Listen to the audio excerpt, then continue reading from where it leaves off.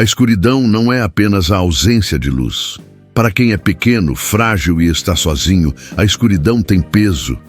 Ela tem cheiro. Ela tem dentes.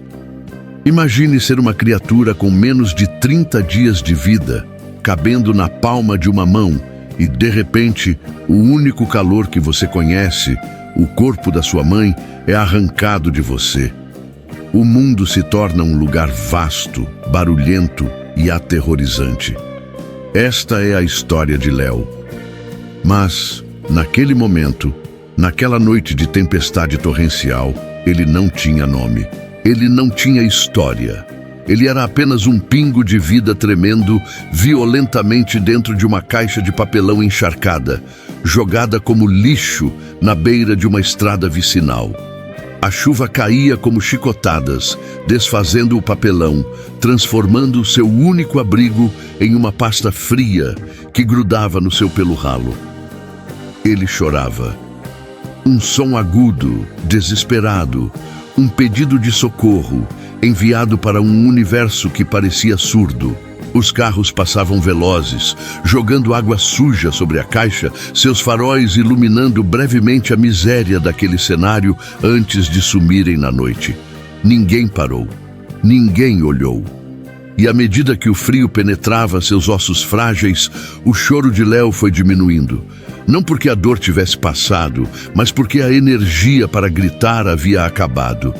Ele se encolheu, tentando conservar o último resquício de calor em seu pequeno corpo, e fechou os olhos. Ele não sabia o que era a morte, mas sentia a presença dela. Ela era o frio que subia pelas patas. Ela era o silêncio que começava a tomar conta de sua mente. Ele estava pronto para partir, antes mesmo de ter realmente chegado. Mas o que Léo não sabia é que a coragem não é a ausência de medo. A coragem é a decisão de respirar mais uma vez, mesmo quando tudo diz para você parar. E naquela noite, contra todas as probabilidades, aquele pequeno coração se recusou a parar de bater. Para entender a magnitude da luta de Léo, precisamos mergulhar na crueldade do seu começo. Ele não foi perdido, ele foi descartado. Alguém, uma mão humana que deveria proteger, teve a frieza de colocá-lo naquela caixa e deixá-lo ali para que a natureza ou as rodas de um caminhão terminassem o serviço. Ele tinha uma pata dianteira torcida, talvez de nascença, talvez fruto de um manuseio bruto, o que o impedia de sair da vala onde a caixa havia caído. A dor era lancinante. Cada vez que ele tentava se mover para fugir da água que subia, um choque elétrico de agonia percorria seu corpo. A fome era outra tortura. Seu estômago, acostumado ao leite materno, doía e se contorcia, vazio. Ele tentou lamber a água da chuva, mas ela tinha gosto de óleo e terra. A noite se arrastou por horas que pareceram séculos. Predadores noturnos rondavam. Corujas, ratos, cães maiores. Léo podia sentir o cheiro deles, podia ouvir seus passos na vegetação. Ele aprendeu, naquela primeira noite, a lição mais dura da sobrevivência: ficar imóvel e em silêncio. Ele se tornou uma pedra que tremia e sofria, mas uma pedra. Quando o sol finalmente nasceu, cinzento e tímido por trás das nuvens de tempestade, Léo ainda estava vivo. Mas vivo era uma palavra forte. Ele estava em um estado de torpor. Seus olhos estavam colados pela infecção. Sua respiração era superficial. Ele era um pequeno monte de pelos sujos de lama, indistinguível do lixo ao redor. Foi então que o destino, cansado de ser cruel, decidiu jogar os dados a favor dele. Um homem chamado Carlos passava por aquela estrada todos os dias de bicicleta para ir ao trabalho. Normalmente ele passava rápido, focado no relógio, mas naquela manhã, o pneu da sua bicicleta furou exatamente naquele trecho. Carlos desceu praguejando contra sua má sorte, contra a chuva, contra o atraso. Enquanto ele se abaixava para verificar o pneu, ele ouviu. Não era um choro, era um suspiro. Um som tão fraco que poderia ter sido confundido com o vento nas folhas. Mas Carlos tinha ouvidos atentos. Ele olhou ao redor. Viu a caixa desfeita. Viu o movimento sutil da lama. Quando Carlos se aproximou e afastou um pedaço de papelão molhado, o que ele viu partiu seu coração em 1000 pedaços. Ali estava Léo, tão pequeno, tão quebrado. As costelas visíveis sob a pele fina, as moscas já começando a rondar, achando que ele já tinha ido. Carlos não pensou na sujeira, não pensou no trabalho, não pensou em doenças. Ele sentiu uma urgência primitiva de proteger. Ele tirou sua jaqueta impermeável e, com as mãos mais gentis que pôde, envolveu o filhote. Léo não reagiu. Ele estava frio como gelo. Carlos encostou o filhote no peito, tentando passar seu calor corporal para ele, e sentiu o coraçãozinho batendo. Tum, tum, tum. Lento, fraco, mas teimoso. Aguenta firme, amiguinho. Eu peguei você, Carlos sussurrou. Ele abandonou a bicicleta no mato. Ele correu. Correu de volta para casa, ignorando o cansaço, ignorando a distância. Ele sabia que cada segundo era uma gota de vida escorrendo. Se você está sentindo o desespero dessa corrida contra o tempo, se o seu coração está acelerado, torcendo por essa vida minúscula, eu peço que você se inscreva no canal agora. Histórias de luta e sobrevivência como a de Léo precisam ser contadas para nos lembrar da força que existe dentro de cada ser vivo. Junte-se à nossa comunidade de corações valentes. A chegada à clínica veterinária foi uma cena de caos controlado. Carlos entrou com o filhote nos braços, sujo de lama, sem fôlego. Ele está morrendo, por favor, ajudem! A equipe veterinária, acostumada a ver de tudo, ficou em silêncio por um momento ao ver o estado de Léo. Era um quadro de horror.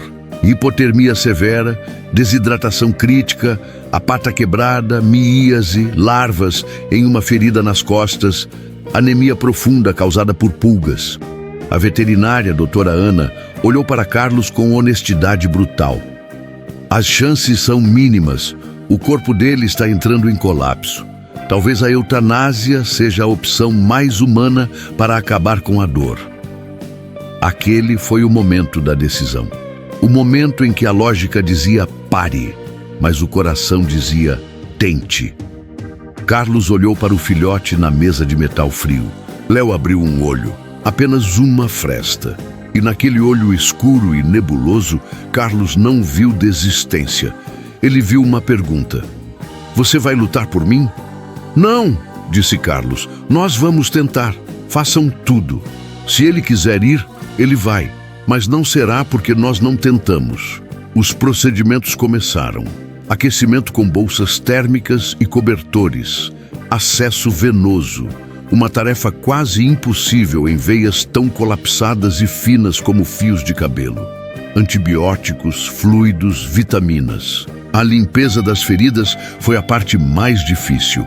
Mesmo sedado, o corpo de Léo tremia com a memória da dor. As larvas foram removidas uma a uma.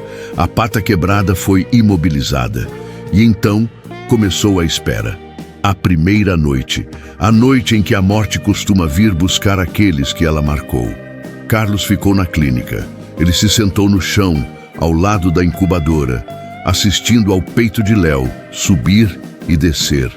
Era uma respiração irregular, cheia de ruídos. Durante a madrugada, Léo teve uma convulsão devido à hipoglicemia. O monitor cardíaco apitou loucamente. A equipe correu. Carlos segurou a respiração, as lágrimas escorrendo, rezando para qualquer Deus que pudesse ouvir. Não agora, Léo. Você não chegou até aqui para desistir agora. E milagrosamente, a convulsão parou. O coração estabilizou. O guerreiro dentro daquele corpo minúsculo segurou a linha de frente. O amanhecer trouxe a primeira pequena vitória. A temperatura de Léo subiu para níveis aceitáveis. Ele levantou a cabeça. Quando a doutora Ana ofereceu um pouco de pasta calórica em uma seringa, ele não apenas engoliu. Ele tentou morder a ponta da seringa. A fome tinha voltado, e com a fome, a vontade de viver. Mas a recuperação de um trauma tão profundo não é uma linha reta. É um caminho cheio de curvas, buracos e retrocessos. A pata quebrada precisaria de cirurgia, mas ele estava fraco demais para anestesia. A anemia exigia uma transfusão de sangue, mas encontrar um doador compatível tão rápido era difícil. E havia o trauma psicológico. Léo tinha pavor de toque. Sempre que alguém aproximava a mão, ele gritava antes mesmo de ser tocado. A memória da dor estava gravada em seus nervos. Ele não sabia o que era carinho. Para ele, mãos humanas eram instrumentos de tortura ou de abandono. Carlos, que decidiu adotar Léo oficialmente naquele segundo dia, assumiu a missão de reabilitar não apenas o corpo, mas a alma daquele cão. Ele o levou para casa assim que foi liberado da UTI, transformando seu quarto em uma enfermaria. As noites eram longas. Léo chorava de dor, chorava de medo, chorava pela mãe que nunca mais veria. Carlos não dormia. Ele passava as noites com Léo no colo, enrolado em um cobertor, sussurrando palavras suaves, tentando reprogramar o cérebro do filhote. Eu sou seu pai agora. Ninguém vai te machucar. Você está seguro. Aos poucos, o milagre da confiança começou a acontecer. Foi em uma tarde de sol, no quintal. Léo estava deitado na grama, ainda com a tala na pata, observando uma borboleta. Carlos se aproximou devagar e sentou-se a alguns metros. Ele estendeu a mão, palma para cima, e esperou. Léo olhou para a mão, olhou para Carlos. Ele se lembrou da caixa, da chuva, da dor, provavelmente. Mas ele também se lembrou do calor do casaco de Carlos, do gosto da comida, da voz suave na madrugada. Com um esforço visível, arrastando a patinha machucada, Léo se aproximou. Ele cheirou a mão de Carlos e então deu uma lambida tímida. Aquele foi o verdadeiro resgate. O corpo podia ser curado com remédios, mas a alma só podia ser curada com amor. A partir daquele dia, Léo floresceu. A cirurgia na pata foi realizada com sucesso semanas depois. Ele teve que aprender a andar de novo, fazendo fisioterapia. Era doloroso ver aquele filhote tropeçando, caindo, mas sempre levantando. Ele tinha uma determinação de ferro. Se ele caía 10 vezes, levantava 11. Ele mordia os brinquedos com uma ferocidade alegre, como se estivesse recuperando o tempo perdido. Mas a história de Léo tem uma camada ainda mais profunda. A experiência de quase morte deixou marcas que o tornaram especial. Ele desenvolveu uma sensibilidade sobrenatural. Carlos notou que, quando ele estava triste ou estressado, Léo parava o que estava fazendo e vinha colocar a cabeça no colo dele, olhando fundo em seus olhos como se dissesse: "Eu sei o que é dor, eu estou aqui." Léo não era apenas um sobrevivente, ele se tornou um curador. Meses se passaram. O rato molhado da vala se transformou em um cão magnífico. Uma mistura de raças indefinível, com o pelo cor de mel, orelhas que uma ficava em pé e a outra caída, e olhos cor de âmbar que brilhavam com inteligência e gratidão. Carlos e Léo tornaram-se inseparáveis. Eles voltaram ao local onde Léo foi encontrado. A vala ainda estava lá, a lama, o mato. Carlos olhou para aquilo e sentiu um arrepio. Era tão fácil ter passado direto naquele dia. Era tão fácil não ter ouvido o suspiro. Por um triz, uma vida inteira cheia de personalidade, amor e alegria, teria sido apagada da existência como se nunca tivesse importado. Léo olhou para o local, cheirou o ar e depois olhou para Carlos. Ele abanou o rabo e latiu. Um latido forte e sonoro, cheio de vida. Ele não tinha medo daquele lugar. Ele o havia vencido. Ele era a prova viva de que o fundo do poço pode ser o alicerce para uma nova vida. A história de Léo começou a se espalhar na vizinhança, depois nas redes sociais. Pessoas que estavam passando por depressão, por doenças, por perdas, olhavam para as fotos do antes e depois de Léo e encontravam força. Se aquele pequeno ser quebrado e sozinho conseguiu lutar contra a morte e vencer, eu também consigo levantar da cama hoje, escreveu uma seguidora. Léo se tornou um símbolo, não de beleza, não de raça pura, mas de resiliência bruta. Um dia, Carlos foi contatado por um hospital local. Eles tinham um programa de visita de cães terapeutas para crianças com doenças terminais. Eles perguntaram se Léo poderia participar. Carlos hesitou. Será que seria demais para ele? Mas ele olhou para Léo, que estava dormindo tranquilamente no sofá, e percebeu que aquele cão tinha amor demais para ficar guardado em uma só casa. A primeira visita foi transformadora. Léo entrou no quarto de um menino chamado Miguel, que estava em tratamento quimioterápico e não sorria há semanas. Léo não pulou, ele não latiu. Ele, com sua sabedoria antiga, subiu devagar na cama e deitou a cabeça sobre as pernas do menino. Miguel abriu os olhos. Ele passou a mão magra no pelo de Léo e sorriu. Os pais de Miguel choraram. Carlos chorou. Léo apenas suspirou, contente, absorvendo a dor daquele quarto e devolvendo paz. Léo, o cão que foi jogado fora como lixo, agora era o motivo do sorriso de crianças que precisavam de um milagre. Ele, que conheceu a solidão absoluta, agora garantia que ninguém se sentisse sozinho na sua presença. Ele encontrou seu propósito. Sua dor não foi em vão. Ela forjou a empatia que agora ele distribuía gratuitamente. Hoje, quando você olha para Léo correndo no parque, perseguindo uma bola com aquela leve mancada na pata direita, sua medalha de guerra, você não vê uma vítima. Você vê um vencedor. Você vê a encarnação da frase, enquanto há vida, há esperança. Mas você também vê um aviso sobre a responsabilidade que temos. Quantos Léos passamos todos os dias sem ver? Quantos milagres deixam de acontecer porque estamos ocupados demais ou com medo demais de sujar as mãos? A lição que Léo nos deixa não é apenas sobre a força dos cães, mas sobre o potencial da humanidade. Carlos não era um herói de capa. Ele era um cara comum com um pneu furado. Mas ele fez uma escolha. Ele escolheu não ser indiferente. E essa escolha salvou 2 mundos, o de Léo e o dele próprio. Porque Carlos sempre diz, eu achei que estava salvando um cachorro, mas ele é que me salvou, ele me ensinou a ser humano. A dor de Léo foi real, o frio foi real, o medo foi real, mas a coragem foi maior. A coragem de confiar de novo, a coragem de amar de novo. E se um pequeno filhote, traído pela vida logo no início, consegue encontrar essa força, nós também conseguimos. Não importa o quão fundo seja o seu poço, não importa o quão escura seja a sua tempestade, lembre-se de Léo. Lembre-se de que o sol nasce, mesmo depois da noite mais longa. Lembre-se de que você é mais forte do que imagina. Olhe para o lado agora.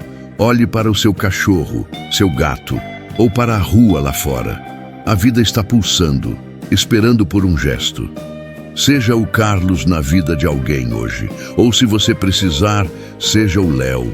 Lute, respire e nunca, jamais aceite que o fim chegou antes da hora.